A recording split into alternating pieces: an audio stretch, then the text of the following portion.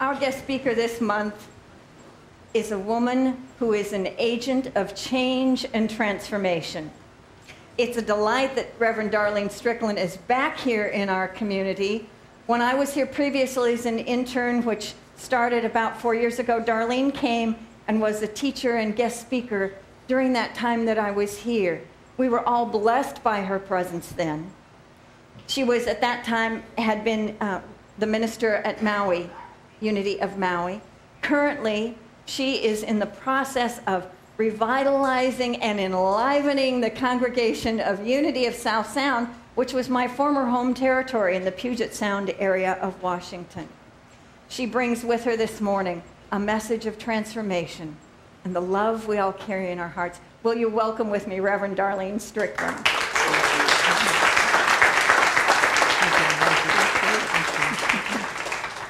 Thank you so much. It's good to be here today.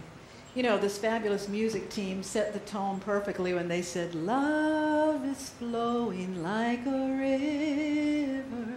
Did anybody besides me feel like you were in a canoe just meandering in some nice flowing water? Well, today is week 3 of a 4-part series based on the 4 elements of God revealed in you. We started with air, which is the power of life, and it represents the soul quality of inspiration. Last week we talked about fire, which is the power of light, and it represents the soul qualities of illumination and transformation. And today we talk about that wonderful flowing element of water. Water represents the power of love and the soul quality of influence. How many of you have had some water to drink already this morning? Yeah. We drink water. We bathe in water. We swim in water, especially here. We harness the energy of water and put it to use. We are dependent upon rainwaters. And as a matter of fact, we are primarily made up of water. Did you know that a newborn baby is actually over 80% water? And the average adult is still 60 to 70% water. So if you're full of anything, you are full of water. Water and life are truly inseparable. Wherever there is life, there must be water on earth. And interestingly enough, wherever on earth there is water, there is life. They truly are inseparable. As with the other elements, the quality of water is also very sacred and found throughout all various scriptures. Baptisms, christenings, being sprinkled with holy water, rivers and great places and have been considered places that people would go and be healed. Today, many people actually still go and pray in waters around the world. Our relationship with water is truly a relationship with the flow of life. And so water as such, water as the flow of life, an energy in motion, the emoting of the spirit of life, water represents the power of love. Because love is the spirit in which we live and move and have our being. You know, there are some interesting qualities about water, and when you consider how water really is a lot like love. Like water, love is the building block of life. Like water, love smooths out jagged edges. Like water, love can move around any obstacle, always takes the path of least resistance, changes its form and how it shows up depending on the environment, serves to cleanse and purify, heals, restores, and sustains life. It is formless, and yet it fills whatever form it is given. It flows freely from the heavens, and it reflects our essence, our true nature, which is the image and likeness of God. Water, interestingly enough, is considered the original mirror. You can look in a pool of still water and see your reflection. Water by the ancients was considered that sacred element that reflected back the Creator to all that was created to the Creator. And I thought it was beautiful in Jamie's song. He sang a line that said, I look to you to witness my perfection. We look to the source to witness our reflection and our perfection, and we are reflecting that back. There's a powerful scripture in Proverbs that says, as water reflects the face, so one's life reflects the heart. And as such, water and the power of love, that which flows in us, that spirit which enlivens us, and ideally is the same spirit that we emote and flows through us, represents the soul quality of influence. Because we can be under the influence of love, or we can be under the influence of something else like fear. A Course in Miracles talks about love and fear as the two primary operating energies that we exist within. And that at all times we are either operating under the influence of love and being a spark of love, or we are perhaps crying for love. You know, a very wise young woman told me one time, there are no bad people, just people in bad places. And when we find ourselves in those hard places, it simply means we may have somehow or another sidestepped and are no longer under the influence of that love. There's three very powerful things that love and influence ask us to consider. Number one, what have you established as the essential building block of your life? What serves to replenish you? And what is your life reflecting? We are all under the influence of many things throughout our life. Ram Dass, the great teacher who lives on Maui now, talks about that when we're first born, we immediately begin our somebody training. You're born this little innocent somebody, and all the world begins to tell you who you are, who you should be, who you should not be, what you should do, what you should not do, how you should show up, how you should not show up. Did anybody have a good indoctrination of somebody training? Did anybody find a good therapist, a 12-step program, or a Unity Church to help undo that somebody training? Life is about undoing that somebody training to have our reflection be the reflection of our true nature. Well, many things influence and impact us throughout our life. Albert Einstein was a very influential person. He is still a very influential person, and in his time, he was incredibly influential.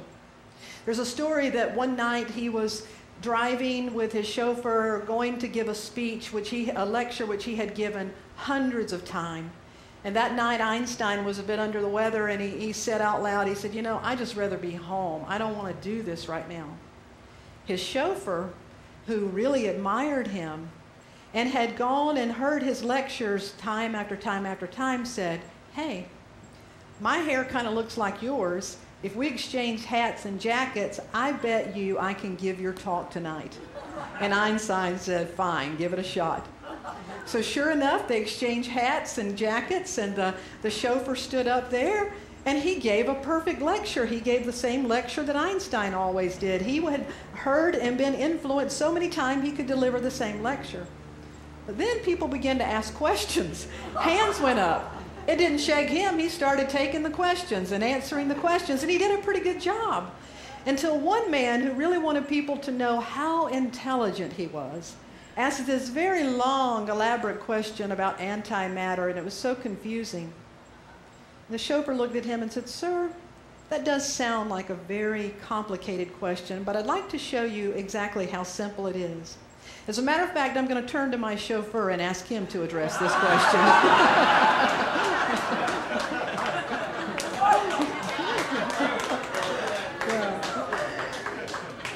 You see,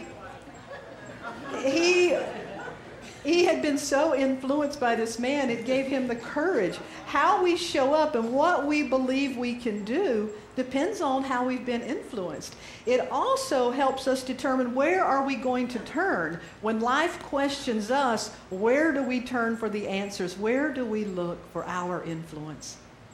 The co-founders of Unity, Charles and Fertile, they were fertile. They had 3 children. Oh, Lord, okay. Charles and Myrtle Fillmore. Okay, where was I going with that? Anyway, Myrtle had an amazing healing.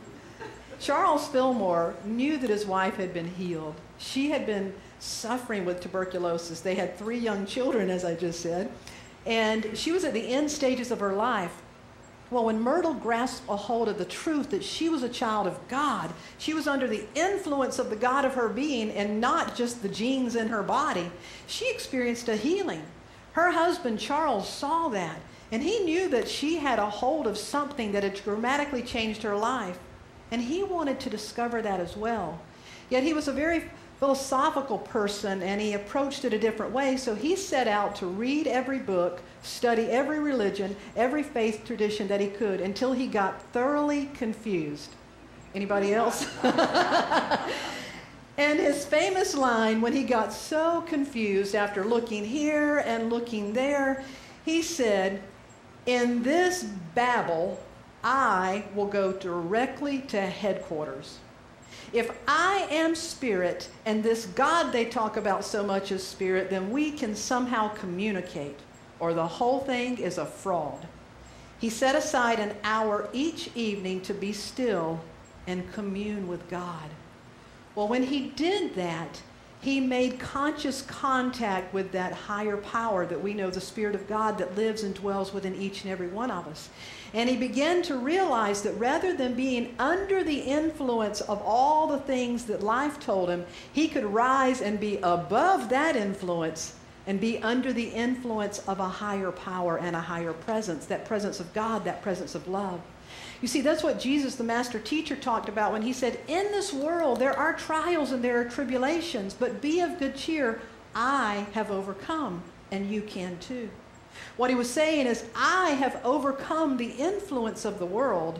I am under the influence of a greater power and a greater presence.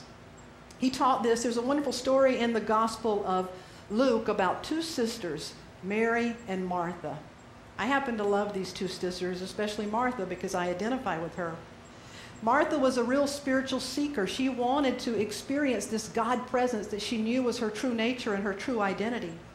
And so as this story goes, she invited Jesus when he was traveling through to come into her home. And in Luke, it says, Jesus and his disciples were on their way, and he came to a village where a woman named Martha opened her home to him.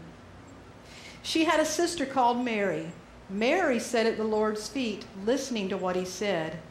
But Martha was distracted by all the preparations that had to be made.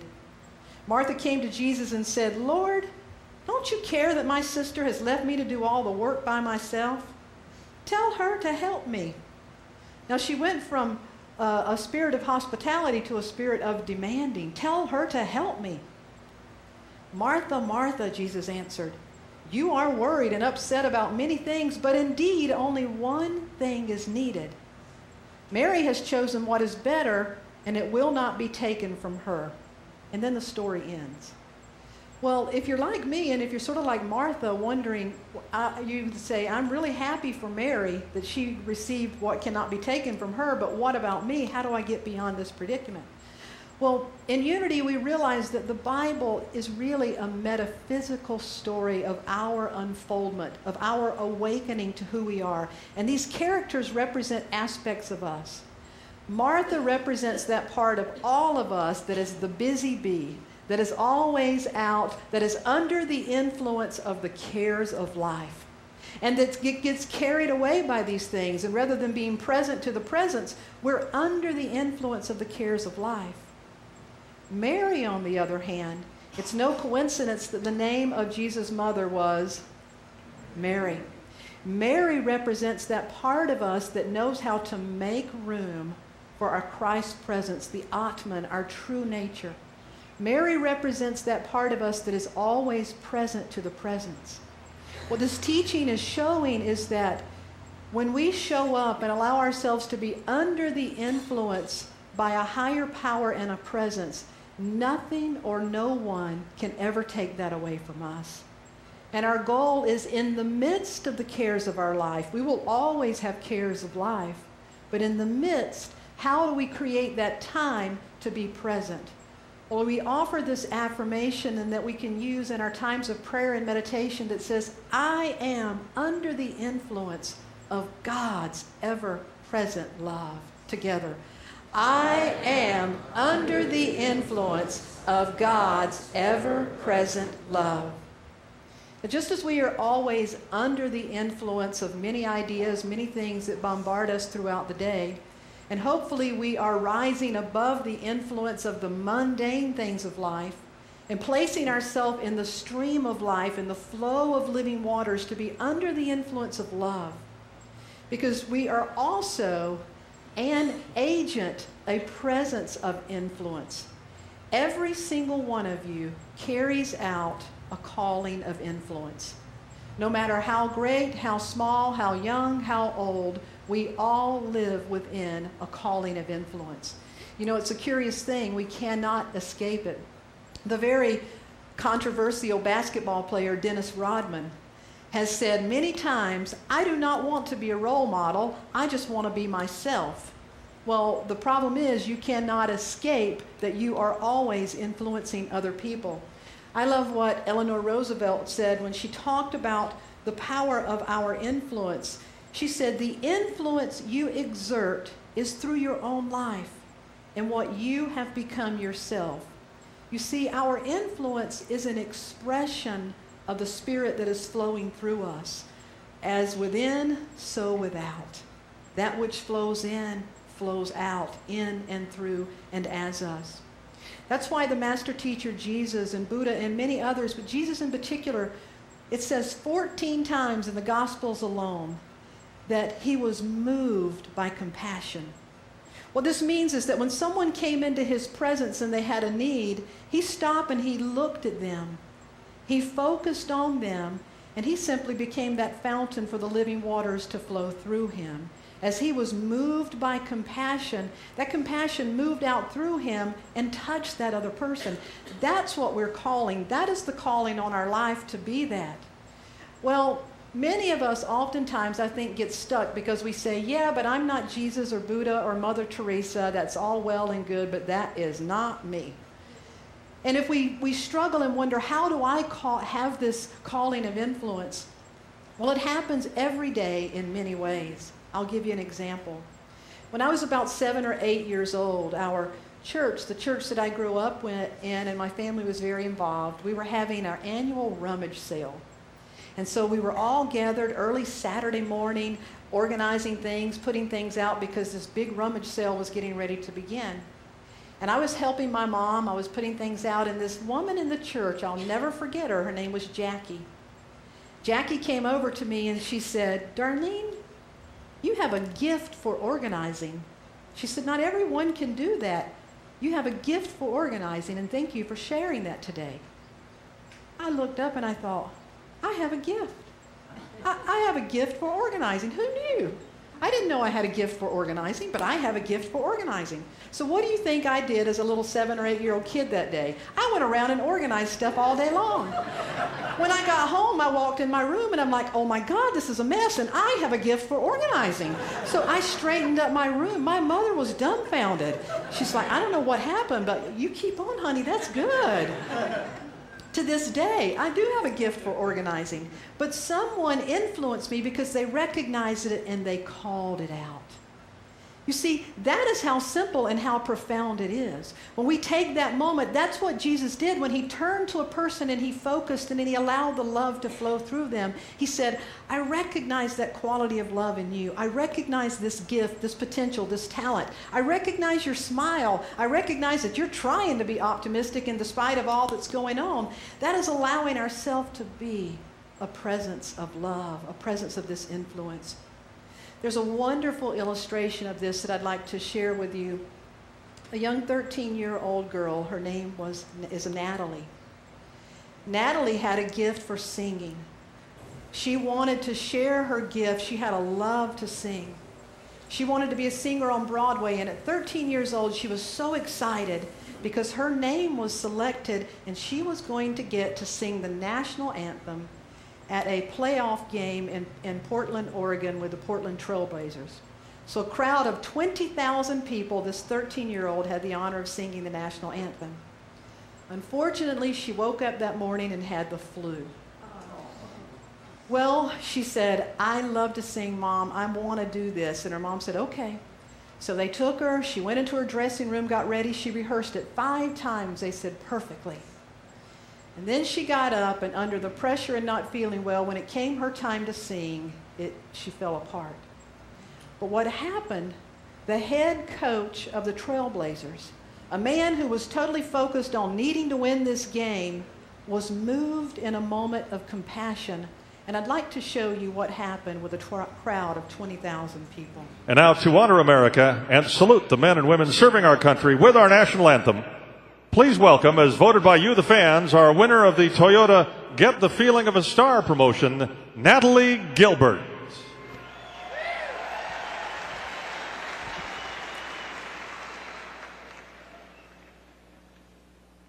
Oh, say, can you see by the dawn's early light what so proudly we hailed at the stars like stars?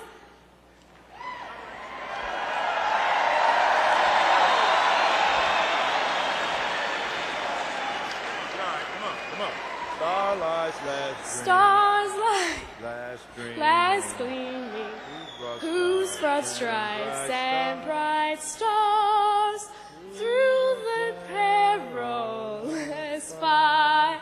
Oh, the ramparts we watched were so gallantly streaming, and the rockets red glare, and the singing air gave proof through the night that our flag was still there. Oh, say does that star-spangled banner yet wave? Oh, the land of the free and the home of the brave. That is probably one of the worst sung versions of that song ever. And yet it is the most beautiful, because what showed up? Love.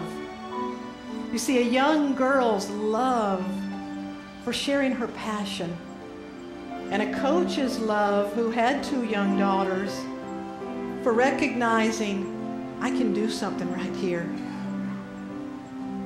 We're all meant to show up as that love. You see, just as we are under the influence of God's ever-present love, our second affirmation is very powerful, and it says, I am the influence of God's ever-present love. Would you affirm that with me together? I am the influence of God's ever-present love. And to anchor that in, we're going to use a mantra of song that says, love is leading me on. Love is leading me on. The presence of God is flowing through me, and love is leading me on. It goes like this. Love is leading me on. Love is leading me on. The presence of God is flowing through me, and love is leading me on. Sing it with me. Love is leading me on. Love is leading me on. The presence of God is flowing through